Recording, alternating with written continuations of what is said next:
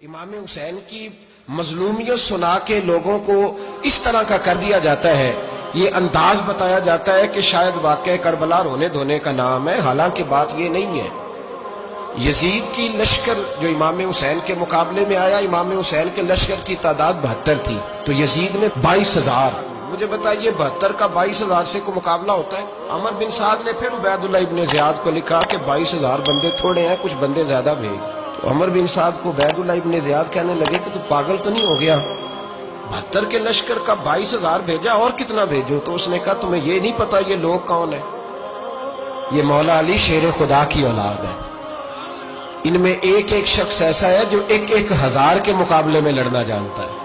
تو یہاں کمزوری دکھائی جاتی ہے، ہمارے بچے سمجھنے لگے ہیں کہ یہ شاید کوئی ایسی داستان ہے، اور اس طرح کا ماحول ٹی وی پہ میں دیکھ رہا تھا، اس طرح کا ماحول بنایا جاتا ہے جیسے کوئی خوف ہے، یعنی واقعہ کربلا کوئی ایسا واقعہ جسے دیکھ کے خوف طاری ہو جائے، بچے راتوں کو ڈرے، وہ اکیلے درخت دکھائے جا رہے ہیں اور تیر دکھائے جا رہے ہیں۔ او یار، کیا قوم کی تربیت کر رہے ہیں؟ واقعہ کربلا حوصلے کا نام ہے، دلیری کا نام ہے۔ سنیں بات اصل میں کیا تھی، بڑے ٹھنڈے دماغ سے میری بات کو سمجھیے گا۔ حضرت مولا علی شیر خدا کے بعد مسلمانوں کے متفقہ امیر بنے تھے حضرت امیر معاویہ۔ انہیں امیر کس نے بنایا تھا؟ امام حسن نے، حضرت علی کے بڑے صاحبزادے۔ حضرت امام حسن نے ان سے صلح کی، انہیں خلافت دی، اور صحیح بخاری میں نبی پاک نے فرمایا تھا میرا بیٹا حسن سردار ہے، جب مسلمانوں کی جماعتوں میں لہو بہ جائے گا تو حسن ان کی صلح کرا دے گا۔ وہ صلح امام حسن نے کرائی، جناب امیر معاویہ امیر بن گئے۔ حضرت امیر معاویہ رضی اللہ تعالی عنہ بڑا پیار کرتے تھے نبی پاک سے، بڑا احترام کرتے تھے حضور کے خاندان کا۔ ان کی جو اجتہادی خطائیں ہیں وہ اپنی جگہ پہ موجود ہیں، چونکہ امام حسن نے ان سے صلح کر لی، لہذا ہم بھی ان کے بارے میں کوئی جملہ کہنے کے مجاز، ہماری مجبوری امام حسن ہے، اس لیے کہ جسے امام حسن صحیح کہے پھر امام حسن کے ماننے والے کو اسے غلط نہیں کہنا چاہیے۔ حضرت امیر معاویہ رضی اللہ تعالیٰ عنہ کا جب وصال ہوا تو حضرت امام حسن پہلے ہی ان سے وصال کر گئے، آپ کو زہر دے دیا کہ آپ شہید ہو گئے۔ امام حسین موجود تھے، تو یزید کے بارے میں لوگوں نے کہا جناب امیر معاویہ سے کہ یہ ٹھیک ہے، مناسب ہے، اور بہادر ہے، دلیر ہے، وہ جو ہوتے ہیں نا خوش آمدی ٹولہ۔ تو حضرت امیر معاویہ کے گرد بھی کچھ ایسے لوگ تھے، انہوں نے آپ سے کہا کہ یزید کو نامزد کر دیں، تو آپ نے یزید کو بلایا، حوالہ مجھ سے دیکھ لیجئے گا، بلا کے فرمایا کہ 3 بندوں کے سامنے اپنی خلافت پیش کرنا، اگر وہ تجھے مان جائیں تو امیر بن جانا، نہ مانے تو چپ کر کے گھر بیٹھ جانا۔ وہ 3 بندے کون ہیں؟ جناب عبداللہ ابن عباس، حضرت عبداللہ بن زبیر، اور امام حسین رضی اللہ تعالیٰ عنہ۔ یہ وصیت فرمائی جناب امیر معاویہ۔ حضرت امام حسین کی وہ شخصیت تھی کہ مشکات میں حدیث ہے، نبی پاک صلی اللہ تعالیٰ علیہ وسلم کی چچی جناب ام فضل صبح صبح گھبرائی حضور کی بارگاہ میں آئیں، عرض کی یا رسول اللہ صلی اللہ علیہ وسلم آج میں نے عجیب خواب دیکھا ہے، میں ڈر گئی ہوں۔ حضور نے فرمایا چچی کیا دیکھا؟ عرض کی حضور میں نے دیکھا ہے کہ آپ کے وجود کا گوشت کا ایک ٹکڑا کٹ کے میری جھولی میں آ گیا۔ حضور یہ کیا ہے؟ تو محبوب خواب سن کے مسکرائے، فرمایا چچی یہ پریشانی والا خواب نہیں، یہ تو خوشی والا خواب ہے، اللہ فاطمہ کو بیٹا عطا کرے گا اور وہ تیری گود میں کھیلا کرے گا، چونکہ وہ میرے وجود کا ٹکڑا ہوگا، لہذا خواب تجھے یہ آئی ہے۔ تو امام حسین پیدا ہوئے، امام حسن کی عمر ابھی 11 مہینے تھی، تو نبی پاک نے امام حسین کو جناب ام فضل اپنی چچی کی گود میں دے دیا کہ فاطمہ کے لیے دونوں بچے سنبھالنا مشکل ہوگا۔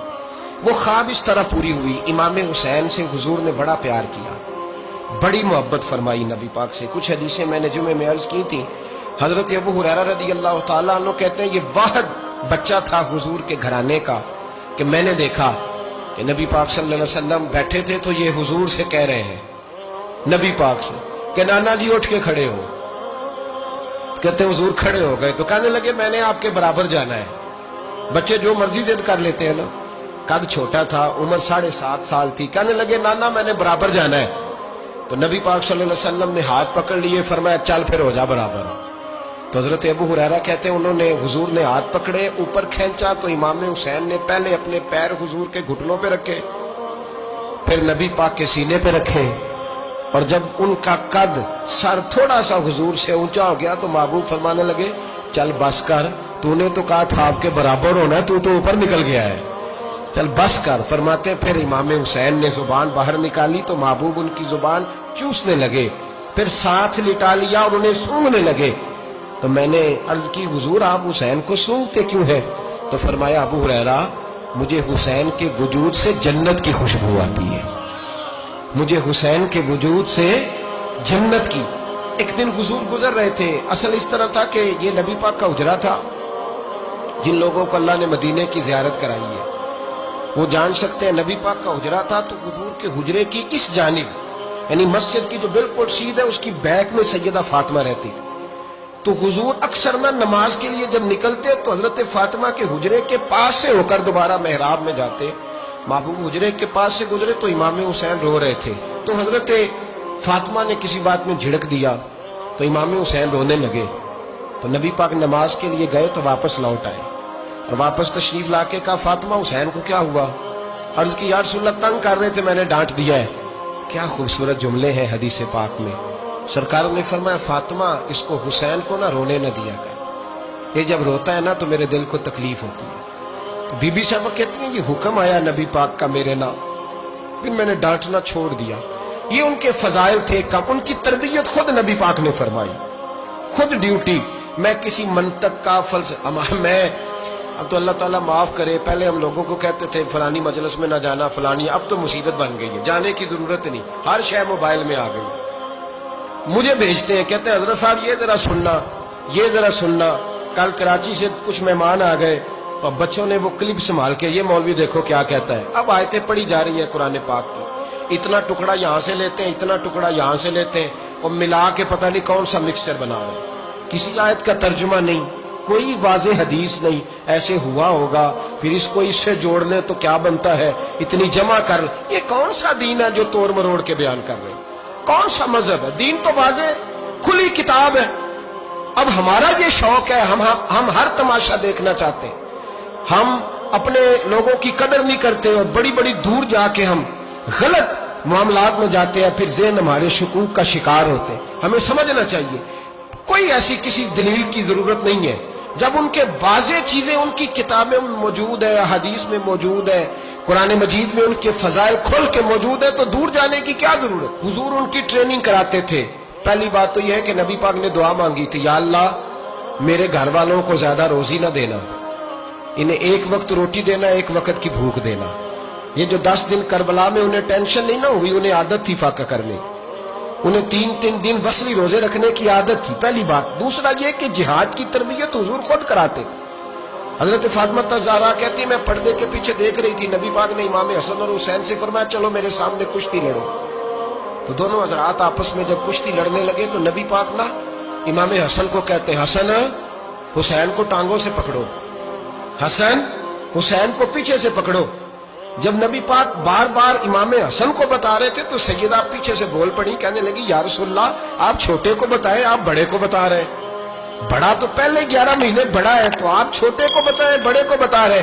تو فرمایا فاطمہ تو چپ کرنا، جو میں دیکھ رہا ہوں تو نہیں نہ دیکھ رہی، ایک کو میں بتا رہا ہوں دوسرے کو جبریل امین بتا رہے ہیں. تو یہ حضور نے اپنے سامنے ان کی تربیت کی، ٹریننگ. ہوا یہ کہ یزید جب امیر بنا نا 2-3 چیزیں ہوتی ہیں جب کسی بندے کو قابو کرنا ہوتا ہے، 2-3-4-5 چیزیں ایسی ہوتی ہیں جس سے بندہ قابو آتا ہے. تو اس نے بھی فوری طور پہ یزید نے دیکھا میرے لیے مسئلہ کیا بن سکتا ہے.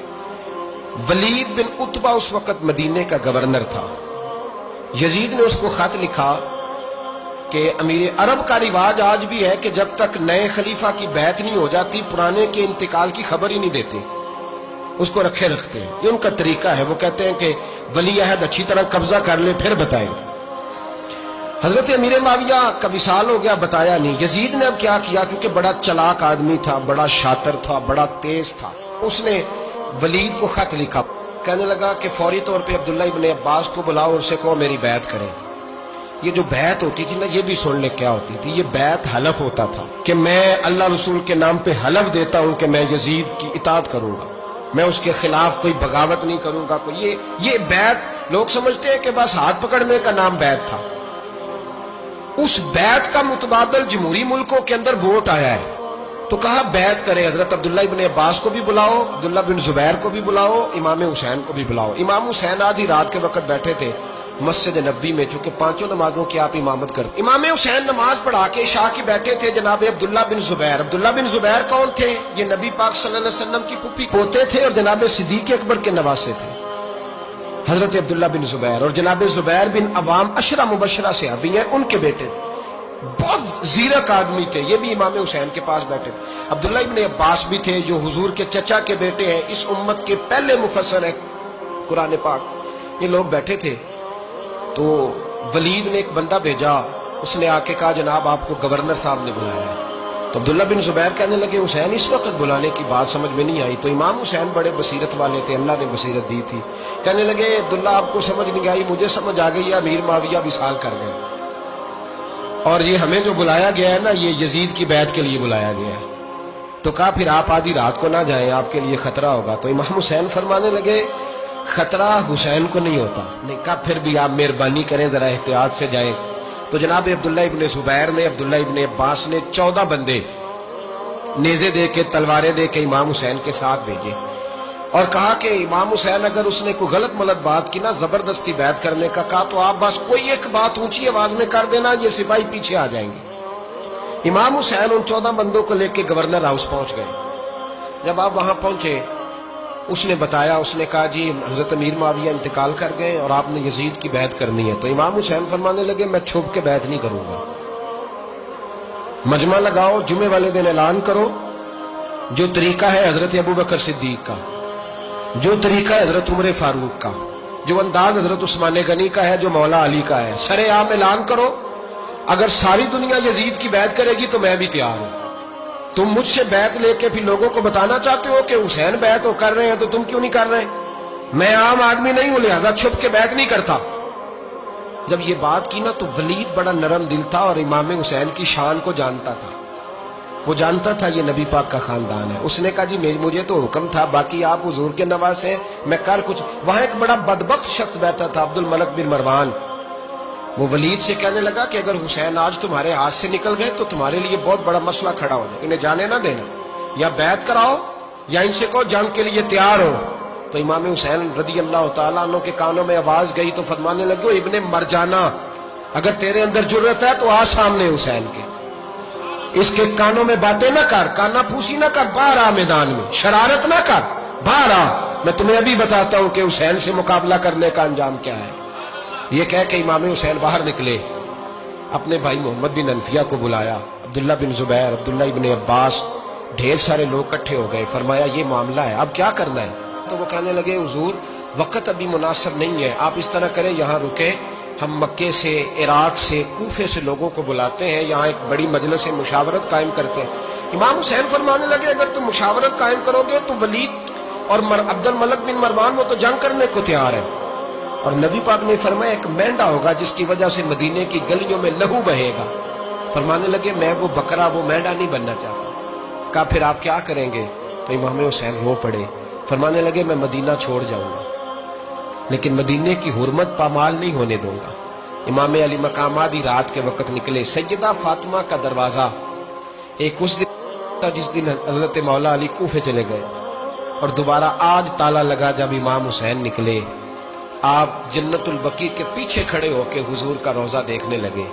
اس وقت گنبد تو نہیں ہوتا تھا، روزہ دیکھنے لگے. نانا تیرے کرم کے خزینے کی خیر ہو، میں جا رہا ہوں تیرے مدینے کی خیر ہو. سارا خاندان لے گئے، مکے تشریف لے گئے. حج کے ایام قریب آنے والے تھے. امام حسین نے وہاں لوگوں سے باتیں کی. جب امام حسین وہاں پہنچے تو کوفے سے خط آنے لگے.